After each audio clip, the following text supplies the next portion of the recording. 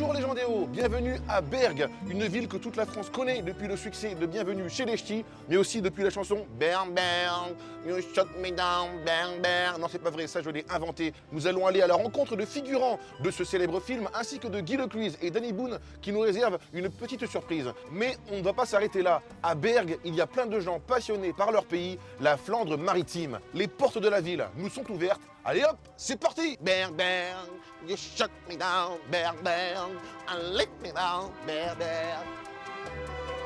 Au sommaire de l'émission, Jean-Noël livrera les secrets de la fabrication de l'excellent fromage de Bergues. Marie-Christine me fera goûter les joies du flamand occidental. Patrick nous ouvrira les portes du musée du Mont de Piété. Nous découvrirons le système des Watringues avec Hervé Lanier, l'enfant des Mouères. Et enfin, je vais me lancer dans la musique traditionnelle avec les experts de Mine de Rien. La voici, la Poste, la fameuse Poste du film Bienvenue chez les Ch'tis, mais surtout le Café de la Poste, où je vais rencontrer des figurants du film Bienvenue chez les Ch'tis, Café de la Poste célèbre pour cette casse-cade, là où Cadmirad se casse la figure et se casse la margoulette sur la terrasse. Allez, rencontre avec les figurants de Bienvenue chez les Ch'tis, avec une surprise, un message privé de Guy Lecluise et de Danny Boone.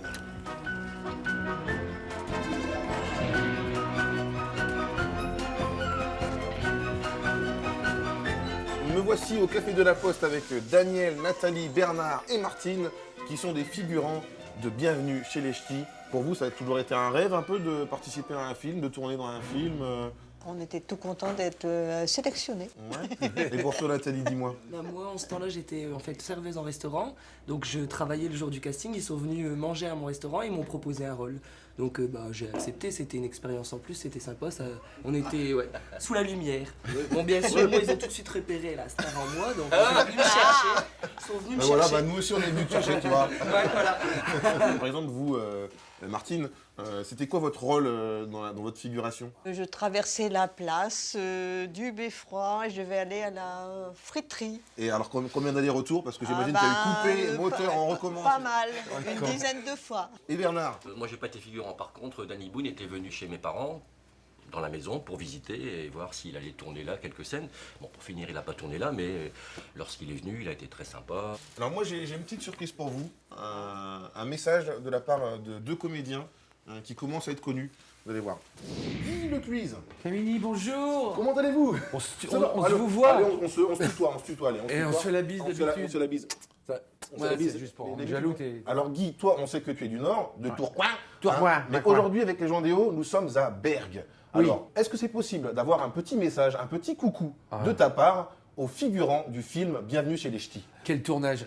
Moi, ça m'a toujours épaté. Vous vous souvenez, vous étiez là.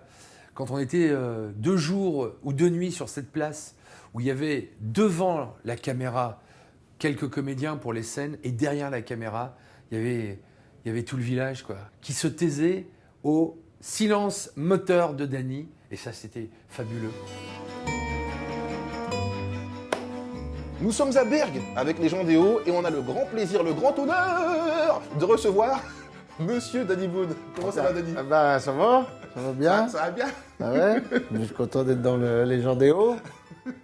J'embrasse tous mes amis de Bergues et ma famille. Est-ce que c'est possible d'avoir un petit coucou à tous les figurants du les film figurants. Bienvenue chez les Ch'tis qui sont dans cette émission? Alors faire un petit coucou. Coucou.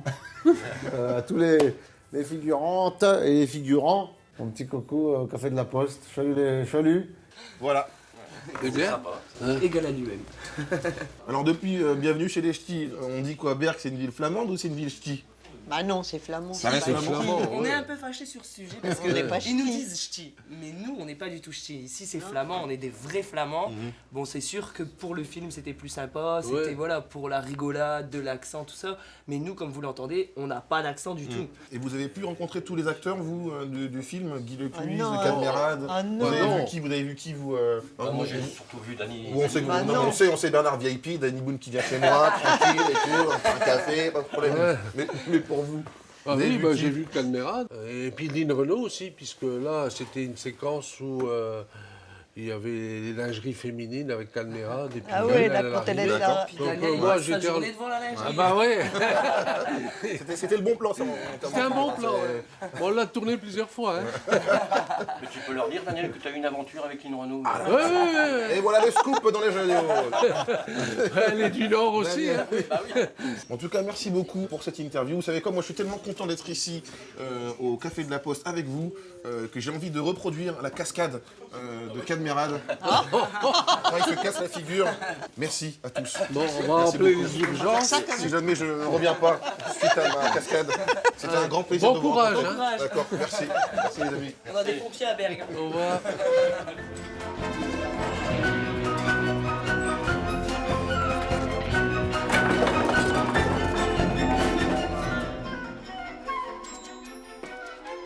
Ça fait mal.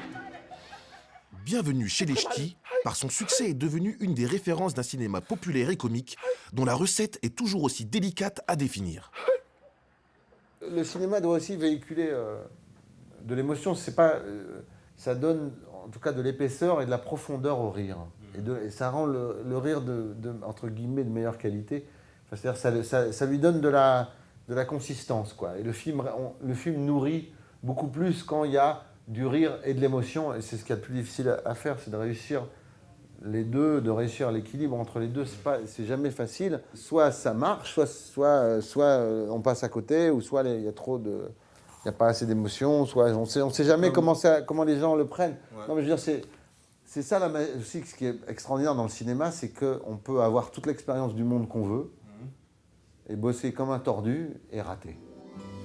Mais pour Danny, à Bergue, c'était plutôt réussi. La ville est maintenant célèbre et ses spécialités en ont profité. C'est le cas du fameux fromage que Jean-Noël fabrique dans sa ferme de Pitcam au cœur de la Flandre maritime et brumeuse.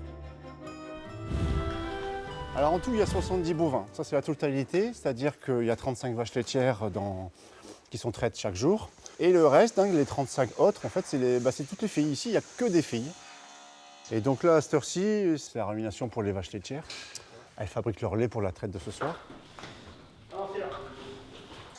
Ici, ma moyenne, tu as 26-28 litres de lait par jour. C'est la moyenne toute l'année. Le lait arrive ici directement dans la fromagerie. C'est l'écrémage. La grande différence par rapport à tous les autres fromages qui existent, qui eux sont faits au lait entier. Là, ici, c'est du lait écrémé. Je travaille au lait cru. Le lait n'est pas pasteurisé et ça aussi, ça rentre dans le goût du fromage. Alors ça, c'est la présure. Une fois que le fromage est constitué, je soutire le sérum et il va rester ce fromage blanc qui sera, lui, mis dans ces moules. Et demain matin, j'enlève mes fromages pour les saler. Je suis en train de saler les fromages sur toute la périphérie. Et c'est un élément qui est très important parce que ça va former la croûte du fromage. Si on n'effectue pas cette étape-là, eh bien, qu'est-ce qui va se passer au niveau du fromage? Il va s'étaler, il va devenir comme une crêpe. Et donc ça, c'est une étape incontournable pour les fromages affinés. Donc là, ce fromage, il pèse 3,5 kg environ. Et il faut 35 litres de lait pour arriver à ce fromage.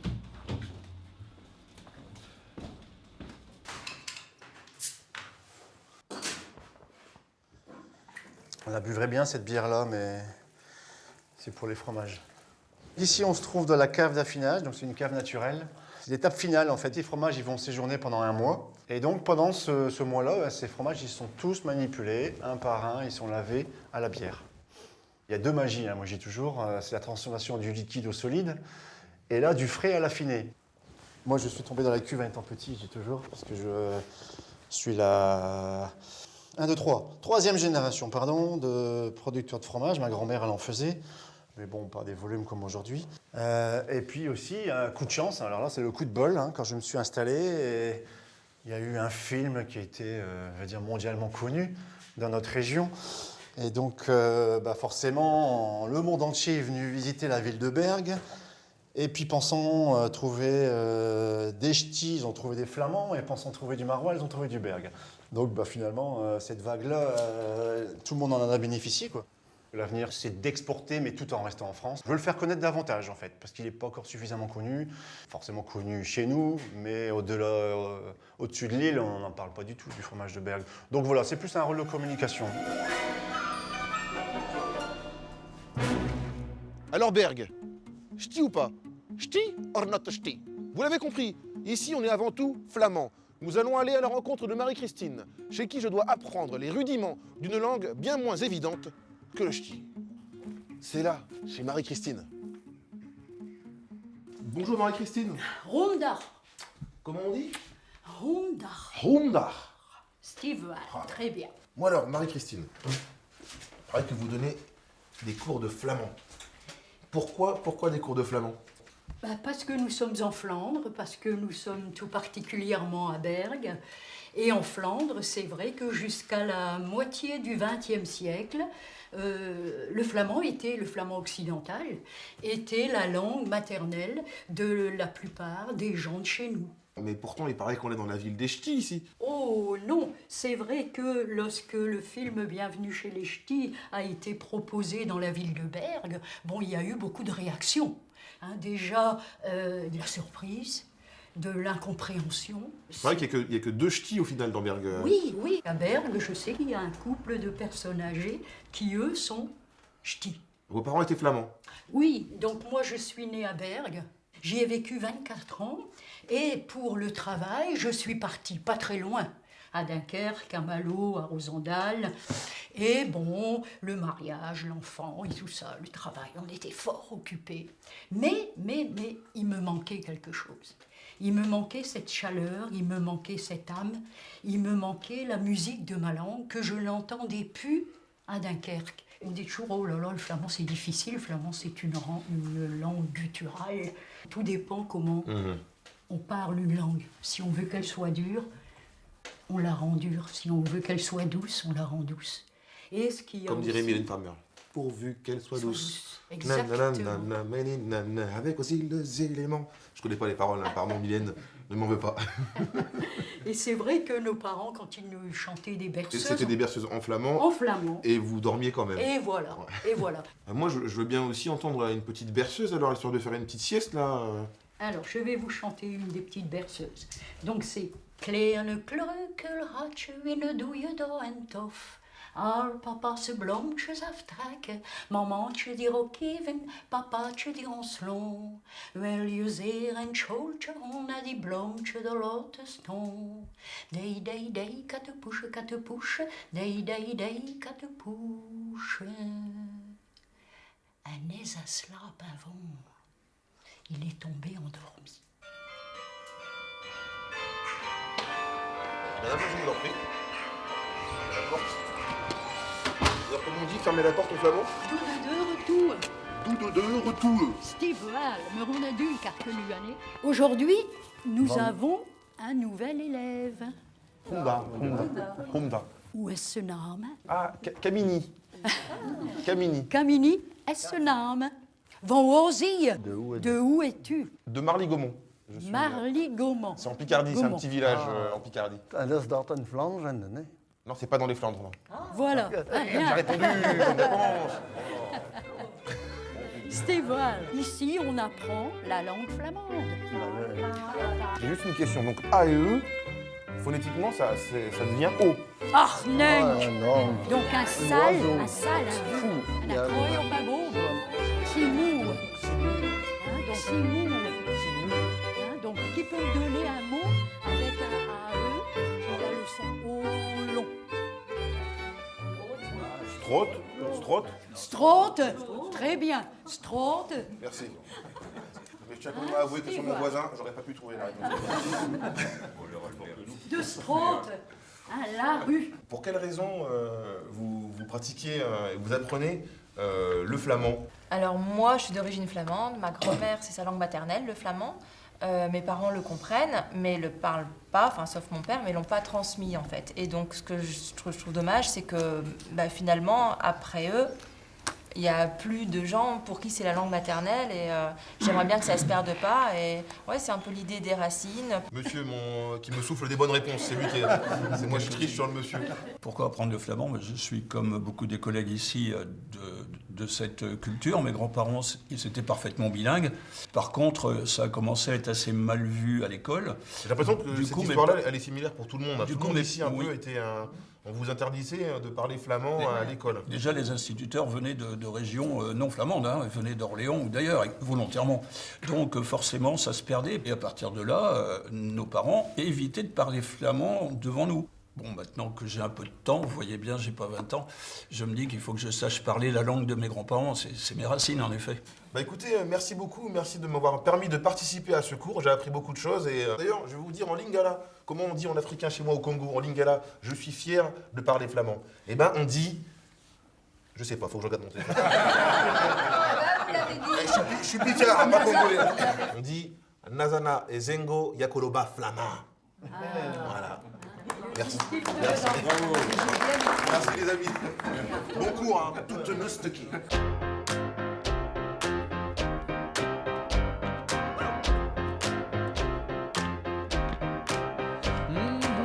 Marie-Christine défend la culture de sa région en enseignant le flamand. Comment on dit bonjour en flamand? Honda, Honda, avec le H. Dans ce très beau bâtiment du XVIIe siècle, nous allons rencontrer Patrick Descamps, un autre acteur de la culture à Bergues. Alors même que le musée est fermé, il veille au cœur de l'hiver sur de véritables trésors. Patrick, merci de me recevoir dans le musée du Mont-Piété de Bergues, dont vous êtes un peu le fantôme. Même l'hiver, quand c'est fermé, vous sillonnez les salles du musée. C'est un musée, je dirais, qui est encore dans son jus. C'est ce bâtiment du XVIIe siècle et les salles ne sont pas chauffées l'hiver, donc notre musée est fermé pour le confort des visiteurs et aussi pour le confort des œuvres. Et donc dans ce musée, on y trouve quoi? On y trouve essentiellement de la peinture, puisque le musée s'est constitué autour des saisies révolutionnaires, avec le tableau de Georges de la Tour, le vielleur aux chiens, qui est une œuvre majeure pour Andon. À la rigueur, Anvers était le foyer artistique le plus important, et donc beaucoup des peintures que nous avons ici sont de la main d'artistes anversois. La famille nous a offert la maquette de cette œuvre. C'est la famille oui, c'est toujours la même chose d'ailleurs. Et donc voilà, ça c'était le plan de l'abbaye. Enfin, c'était vraiment une abbaye importante, très riche. Je vous parlais tout à l'heure de Jean de Rennes, qui était l'élève de Van Dyck. Je vais vous emmener dans mon bureau. Allez.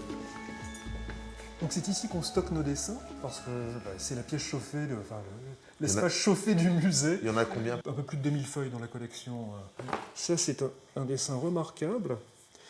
C'est un dessin de Sebastiano del Piombo, qui est un artiste italien du XVIe siècle, qui a beaucoup travaillé avec Raphaël. On a aussi la particularité d'avoir un ensemble assez intéressant de dessins de sculpteurs baroques flamands, et qui sont relativement rares en fait, dans les collections publiques. Bon, là, c'est une petite étude d'un peintre hollandais qui s'appelle Van Strey, jeune fille endormie, qui plaît beaucoup.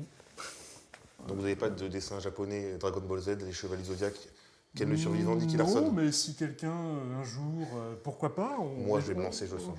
On est ouvert à tout. Mais alors, quel est l'intérêt, quand on est passionné d'art comme vous, de travailler dans un petit musée? Si moi, on a le droit de dire petit, bien sûr, parce qu'il n'est pas si petit que ça au final. Hein. C'est un petit établissement, non, il faut... mais richement doté. Et ce qui m'a intéressé, moi, c'était vraiment la collection de dessins, c'était la découverte, et c'était aussi un musée où quasiment tout était à faire. Il y avait beaucoup de travail. Donc, et puis c'est aussi, la petite structure, c'est aussi la liberté que ça vous donne. Enfin, je crois que ça correspond mieux à mon tempérament également. C'est un lieu qui a beaucoup de charme, et avec des collections... qui sont intéressantes et que j'ai essayé de contribuer à les faire revivre, puisqu'à ce moment-là aussi, la ville avait essayé de redonner un peu d'élan à son musée. Bien Patrick, merci pour cette visite. Mais je t'en prie Camille, c'était un vrai plaisir pour moi aussi. Merci J'espère beaucoup. que tu as apprécié. J'ai apprécié et je reviendrai quand ce sera ouvert, alors durant l'été, enfin le printemps. Au mois de mai, oui, à partir du 1er mai, voilà. Ça marche. Patrick, merci beaucoup. Hein. À bientôt, bon retour. Oui, au revoir. Au revoir. Bergues se trouve sur un mont. Et autour, c'est un polder. Et oui, ici, s'il n'y avait pas les Watringues, nous serions quasiment sur une île. Alors vous vous dites, les Watringues? Je sais pas c'est quoi, mi? C'est quoi, tu? Ah?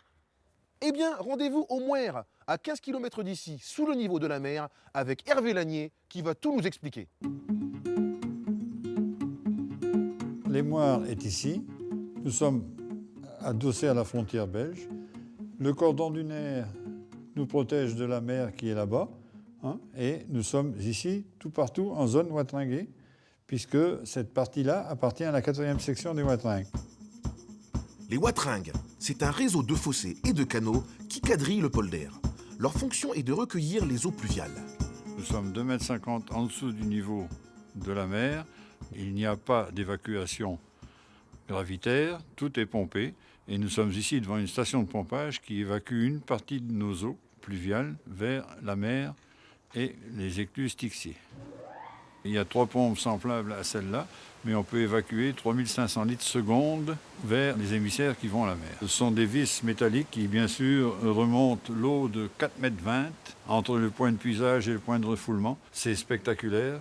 Les pompes remontent l'eau vers un canal nommé le Ringslot, un mot flamand que l'on peut traduire par ceinture périphérique. Le Ringslot, c'est un canal de ceinture qui fait le tour des moires françaises et belges, qui recueille les eaux de pompage des moires et qui les amène vers le canal des Moires, direction la mer et l'exutoire de Dunkerque. À Dunkerque, les portes de l'écluse sont ouvertes à marée basse pour que l'eau puisse s'évacuer. Ce plat pays asséché depuis le XVIIe siècle a une vocation agricole, et c'est toute la vie d'Hervé. Mon meilleur souvenir dans les Moires, c'est d'abord d'y avoir vécu, puisque si je peux dire, je l'aimais tellement, je n'ai rien connu d'autre. La preuve, je suis né ici. C'était la ferme de mes parents, que j'ai eu l'occasion de reprendre et où j'ai passé toute ma carrière. L'hiver était plus rude qu'aujourd'hui, bien sûr, donc tous les canaux étaient gelés. On pouvait rejoindre l'école du village sur la glace. Et on a bien sûr des anecdotes et surtout beaucoup de plaisir, puisque c'était quand même quelque chose de spécial au Moires. Hervé a connu des hivers rigoureux. Aujourd'hui, c'est plutôt le réchauffement du climat qui pourrait avoir des conséquences sur l'avenir de son polder.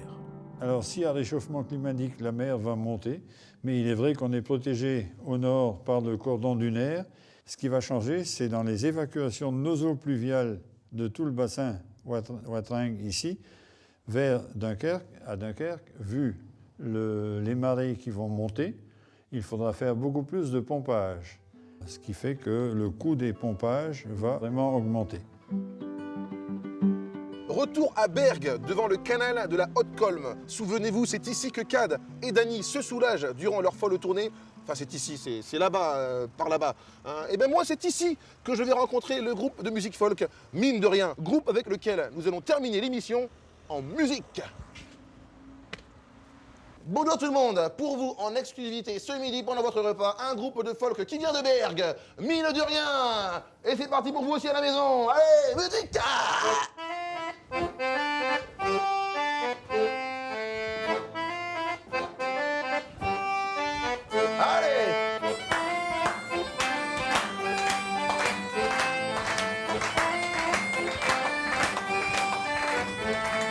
Bienvenue dans Schnorr, là où il fait pas chaud, les gens des hauts. Bienvenue dans Schnorr, là où il fait pas chaud, les gens des hauts. Tout le monde, bienvenue dans Schnorr, là où il fait pas chaud, les gens des hauts. Allez, bienvenue dans Schnorr, là où il fait pas chaud, les gens des hauts.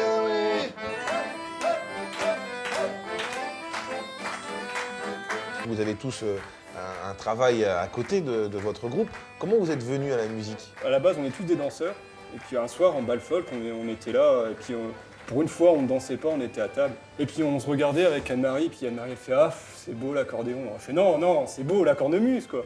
Et puis on s'est fait un pari. On s'est dit « Voilà, on va chacun apprendre un instrument ». Moi, je suis parti travailler sur Orléans. Toi, tu es resté dans la région. Et puis 3 mois plus tard, on se revoit, je dis hey, tu sais que je me suis mis à la cornemuse, quoi. Bah, elle fait hey, tu sais que je me suis mis à l'accordéon, quoi. Et puis du coup, comme Mickaël se dit, bah, vous savez que j'ai fait de la guitare, moi, quand j'étais plus jeune. Et c'est comme ça qu'on a lancé le groupe.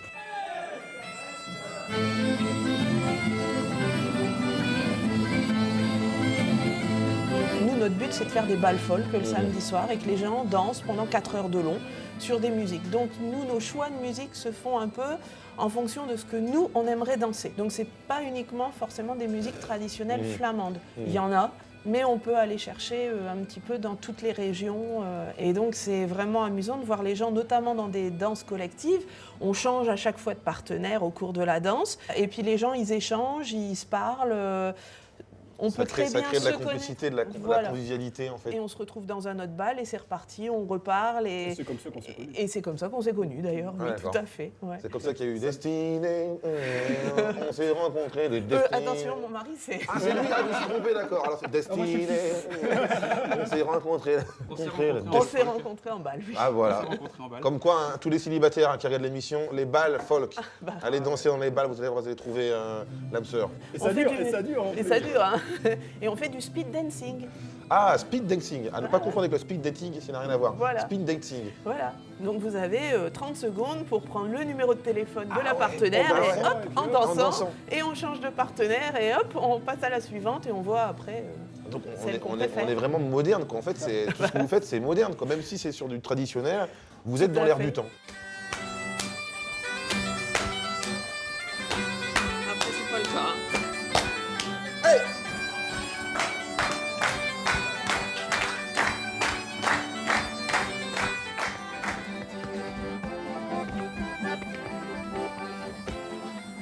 Eh oui, les gens des Hauts, merci d'avoir suivi cette émission. On se retrouve la semaine prochaine pour d'autres rencontres riches en émotions et en découvertes. Vous pouvez suivre et revoir l'émission sur le site france3.fr et suivre nos aventures sur les réseaux sociaux. Les gens des Hauts, et d'ailleurs, à bientôt. Musique.